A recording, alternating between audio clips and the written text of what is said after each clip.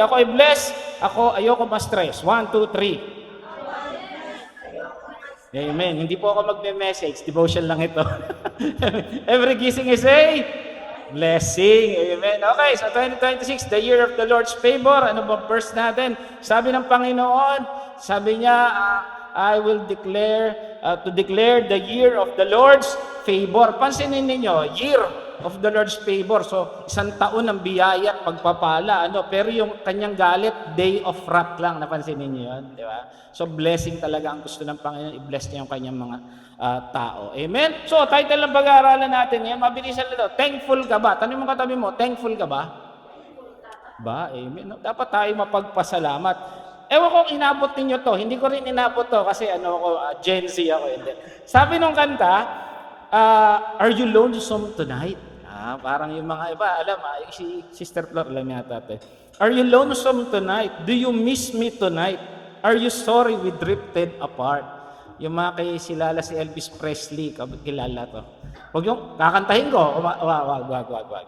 Yung dulo to, but I rather go on hearing your lies than to go on living without you. Take note, without you. Sabi niya, nalulungkot. Puro lungkotan to eh. Now the stage is bare and I'm standing there with emptiness all around. So empty, lonesome talaga. And if you won't come back to me, then they can bring the curtain down. Is your heart filled with pain? Shall I come back? Napapakanta na ako.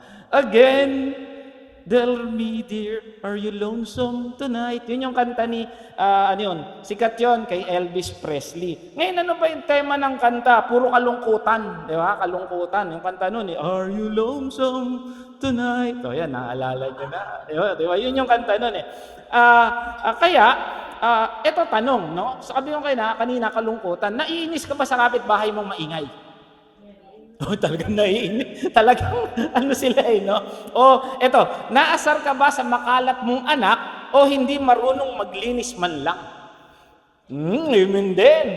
Naiinis ka ba sa maingay mong asawa? Ayan asawa, babae o lalaki, Naiinis ka ba sa kanila? Eto ngayon, minsan we forget to think about these things. Pastor, pagpapasalamat ko ba yung ingay nila? Kasi sanay tayo na maaaring sabihin mo, kailangan ba pagpasalamat yung ingay nila, yung gulo nila, yung pagiging pasaway nila. Yan. We can think na normal lang ito sa atin. Kasi normal lang ito maingay, magulo. Kaya dapat may pagpasalamat to. Pero ang hindi natin alam, a lot of people, take note, a lot of people are dying isolated.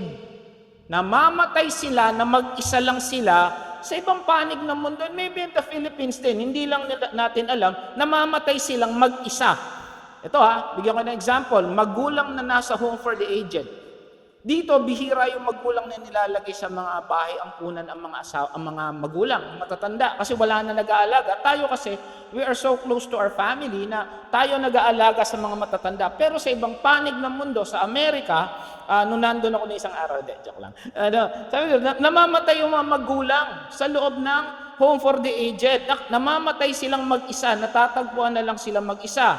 Mga young professionals, take note of this, namamatay or nagpapakamatay. I believe, last month, merong isang sikat na anak ng isang personalidad na nagpakamatay. Napakabata, na wala man lang nakakaalam. Habang ang iba naman namamatay sa kalungkutan. So, namamatay pala sa kalungkutan. Tingnan ninyo to. Sabi dito, loneliness is a major health issue with World Health Organization stating in 1 out of 6 people experience loneliness, leading to around 871,000 deaths annually. So nakakamatay pala. Linked to social isolation. Social isolation means, minsan, nandun ka nga, pero isolated ka sa mundo. Data from specific countries like Japan, 40% of deaths like last 2024, 40% were related to isolation.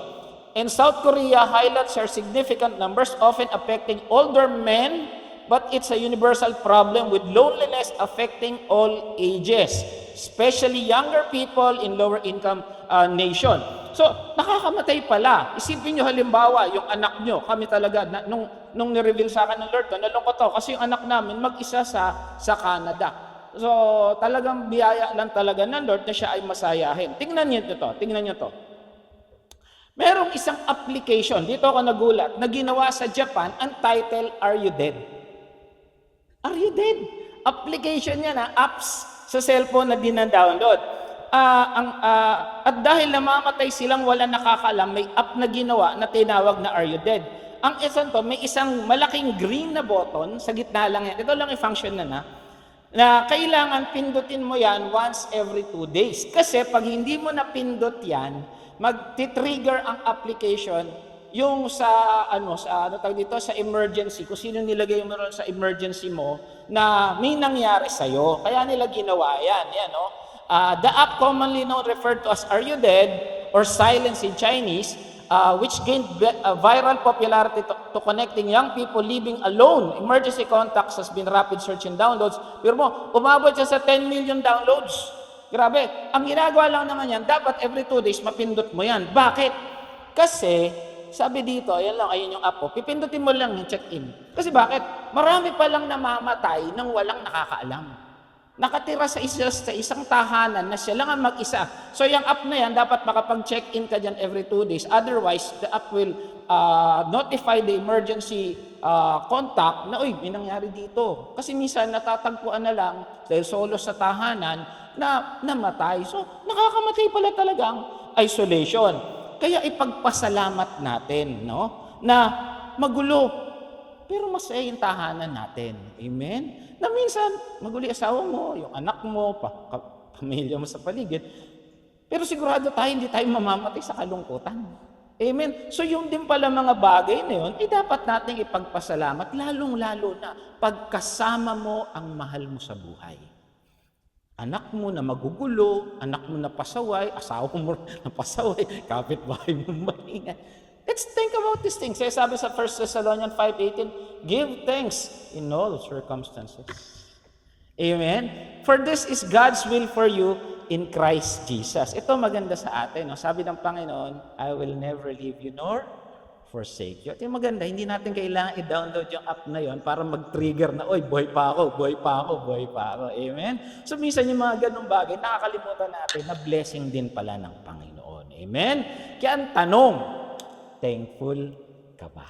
Amen? Tayo mo ka sandali at manalangin. Kailangan man napakabuti mo, Panginoon, na minsan yung gulo ng pamilya, yung pagiging pasaway ng anak, yung maingay na tahanan, blessing mo rin pala. Sapagkat alam namin, Lord, na may kasama kami sa buhay, may nagmamahal sa amin, pwede naming matawag, pwede naming makatulong sa mga oras na ito. At hindi katulad, Panginoon, ng mga taong namamatay na lang mag-isa. Tunay, Panginoon, na napakabuti mo sa amin at ito maganda, pinangako mo na hindi mo kami pababayaan at hindi kami iiwan. Thank you, Lord. And Lord, turuan niyo kami maging thankful sa lahat ng bagay na nangyayari sa buhay namin sapagkat alam namin, Lord, na ikaw at ikaw, Panginoon, ang may akda nito dahil sa iyong biyaya, dahil sa tinapos mong gawa sa krus ng Kalbaryo. Salamat po. Tapos ang tulangin namin in Jesus' name.